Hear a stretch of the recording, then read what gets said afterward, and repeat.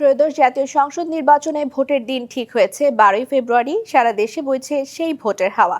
এ নিয়ে কি ভাবছেন সাধারণ মানুষ থেকে শুরু করে আগামী জনপ্রতিনিধিরা, সে কথা জানাতে ডিবিসি নিউজের ইলেকশন এক্সপ্রেস ছুটে যাচ্ছে সব সংসদীয় আসনে। এখন আছে সংসদীয় আসন 228 সুনামগঞ্জ 5-এ। সিএসআরএম ডিবিসি ইলেকশন এক্সপ্রেস আজ আছি সংসদীয় আসন 228 সুনামগঞ্জ 5 আসনে। আমাদের সঙ্গে এই মুহূর্তে অতিথি হিসেবে উপস্থিত আছেন এই আসনের বিএনপির মনোনীত প্রার্থী এবং জেলা বিএনপির আহ্বায়ক কলিমুদ্দিন আহমেদ মিলন। এবং আরেকটি তথ্য দিয়ে রাখি, আমাদের সঙ্গে এই মুহূর্তে আছেন যে যুগপৎ আন্দোলনের যে জোট, 8 দলীয় জোট, সেই জোটের নেতাকর্মীরা উপস্থিত আছেন। হ্যাঁ, কলিমুদ্দিন আহমেদ মিলন, আপনাকে স্বাগত জানাচ্ছি। শুরুতেই জানতে চাই, আপনাদের ভারপ্রাপ্ত চেয়ারপারসন আগামী 22 জানুয়ারি সুনামগঞ্জে আসবেন, কি পরিকল্পনা? আগামী 22শে জানুয়ারি সুনামগঞ্জ জেলা থেকেই হযরত শাহজালাল শাহফরান মাজার জিয়ারত শেষে আমাদের ভারপ্রাপ্ত চেয়ারপারসন জনাব তারেক রহমান সুনামগঞ্জ জেলা থেকে নির্বাচনী প্রচারণা শুরু করবেন এবং আমাদের সুনামগঞ্জ 5 আসনের গোবিন্দগঞ্জে উনি সভা করবেন। আমরা সেই অনুযায়ী সকলেই প্রস্তুতি নিচ্ছি।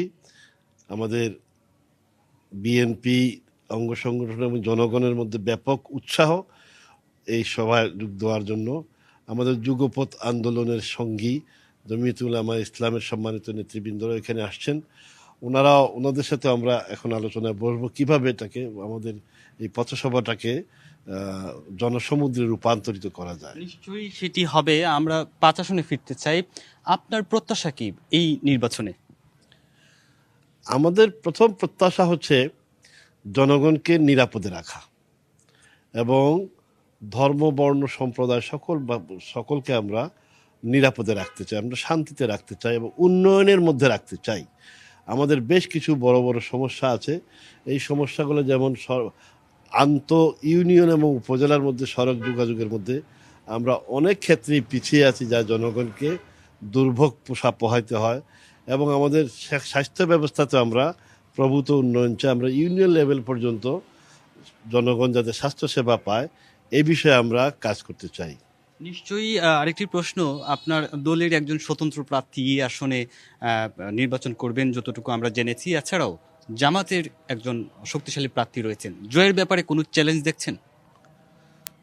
না, আপনি যেটা বলছেন, আমরা আশা করি দলের যদি অন্য কেউ প্রার্থী হয়ে থাকেন, আমরা আশা করি প্রত্যাহারের সময় আছে ইনশাআল্লাহ।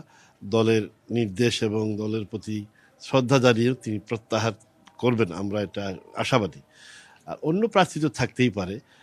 আমরা মনে করি যে আমাদের সম্মানিত মুরব্বিয়ান, আমার সহকর্মীরা আছেন, আমরা কখনো প্রতিপক্ষকে ছোট করে দেখি না। আমরা জনগণের সাথে ব্যাপক গণসংযোগের মাধ্যমে ইনশাআল্লাহ আমরা বিজয়ের দ্বারান প্রার্থী পৌঁছতে পারব।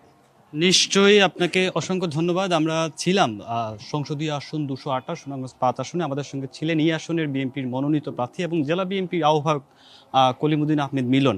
আমরা পরবর্তী সংবাদ সন্ধ্যা 7টায় নতুন কোনো প্রার্থীকে নিয়ে আবারও যুক্ত হব। সেই সাথে আমাদের সঙ্গে থাকুন ডিবিসি ইলেকশন এক্সপ্রেস।